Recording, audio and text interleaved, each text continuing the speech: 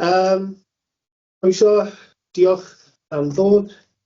Welcome everybody, thank you for coming. The Rights Away meeting, 4 o'clock, Wednesday, 4th of Feb. Please note, obviously, today's meeting may be recorded. The recording will be broadcast on the authority's website and may be used for training purposes by the Democratic Service Department. All attendees will be in view of the camera, and by attending, you are consenting to being filmed and to the possible use of those images and sound recordings being used as outlined above. We'll go to the first agenda item, apologies for absence. We have none. Any declarations of interest? We have none. Fantastic. Members are reminded that they must identify the item, number, subject matter that their interest relates to and signify the nature of the personal interest. Obviously, we have no interest, so I'm not going to go there. As circulated for information by Geraint, the Rights of Way guidance was provided in pages 3 to 6. We move on to item agenda 4, which is the Bedlinog 72 diversion. Beth? Yeah, do you want me to guide you through some of the report, or are you all familiar with it and the area?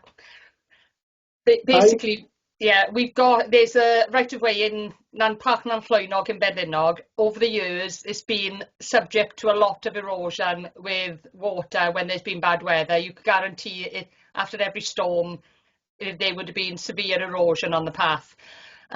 There's been a lot of money spent on it over time, a lot of path closures on it due to the erosion there.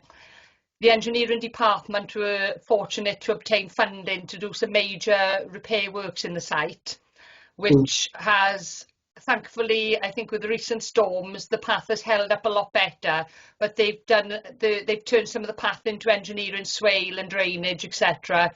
So the opposite side of the park, the path would start at the same point and just deviate off to the right slightly and then join back up. So the diversion is proposed to go along that route, which is more of a sealed route where there would be no or very minor, if any, drainage issues with severe weather.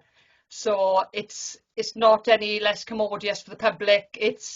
In fact it's a better path for the public to use, and people can still walk along the other one if they wish to, but the legal route would be along the proposed new footpath there. I think I've covered everything without rambling, sorry. Fine. Looking at the report, Beth, on page 13, we got here, obviously we've got the image of what is the current and what's the suggested. Am I to assume that the dotted line is what the current is, and then the dark black line, right, fabulous. Yeah, that's correct. So it's only a small section of it. The section between C and D of the dotted line, where it says 172, is that the bit where it's had the most severe erosion in the past. The bottom bit has always been fine, and the top bit is just that bit from where the water courses run into it. So any questions from members? No, not from me. Fabulous, cheers, Shall, nothing from you, no? Jill, floor's yours. I'm just concerned about the amount of traffic that goes up there, and these boy racers, they speed up there. Will there be anything in place to stop them speeding? I think that would have to come from following discussions with the estates department, because obviously we own the land, and I know the leases that the organisations have use for the fields there, it does state no vehicular use there. So I think that's maybe something which could be brought up outside of this meeting as the park safety in general councillor. Right, okay. That's okay. It's just that it has got a bit better because they lock the barrier in the evenings now, and a resident opens it in the mornings, right, because they have been going up there in the evenings, but that bit has stopped. So I'm hoping that it's all stopped. Thank you. And no more questions? Right. No. So, comments? No?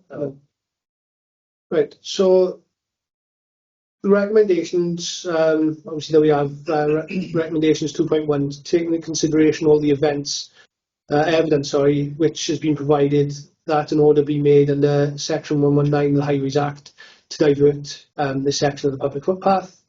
2.2, to approve the confirmation of the order made as a result of the above, and no objections or representations are made within the prescribed period, or if any objections or representations made are so withdrawn.